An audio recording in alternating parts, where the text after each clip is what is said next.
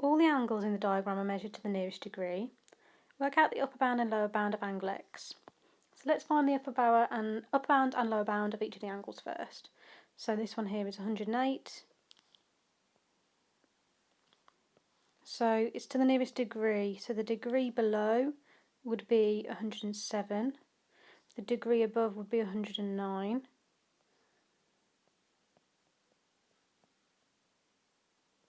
So that means at what point do we stop rounding from 107 and start rounding to 108? Well, that would be 107.5. And at what point do we stop rounding from 108 and start rounding to 109? That would be 108.5. So there's that interval done. Next one. So we've got 81 to the nearest degree. So degree below is 80, degree above is 82. At what point do we stop rounding to 80 and start rounding to 81? That would be 80.5. And at what point do we stop rounding to 81 and start rounding to 82? That would be 81.5. And then we've got this last angle. So we've got 59. Degree below, 58. Degree above, 60. At what point do we stop rounding to 58 and start rounding to 59? That's going to be 58.5.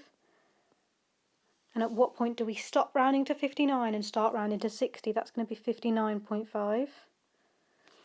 Okay, so let's add up all of our lower bounds together to figure out what the total is for the lower bound of what our total would be. So we're going to add up our 58.5 plus 107.5 plus 80.5. So this is the lower bound for our total. So do that on my calculator.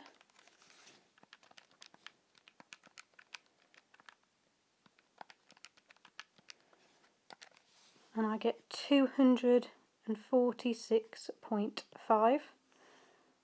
Let's also do that for our upper bound as well, upper bound for the total angles that we've got so far. So all the upper bounds together, so that's 59.5 plus 108.5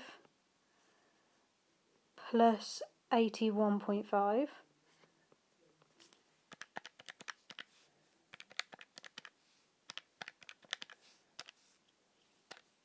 And that's 249.5.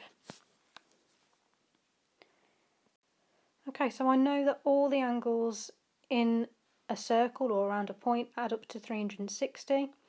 So I know that I can do 360, take away either our lower bound and our upper bound. I'm going to do both. So our lower bound is going to be 246.5. Will give me that missing angle. So 360 take away 246.5, which is 113.5.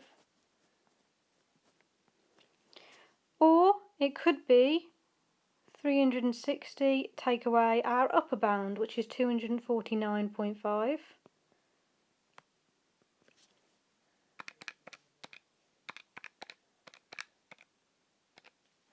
So that's 110.5. Work out the upper bound and the lower bound of angle x. So that means that it kind of switches round. Our lower bound for angle x is that 110.5 because that's the smaller one, and our upper bound for angle x is 113.5.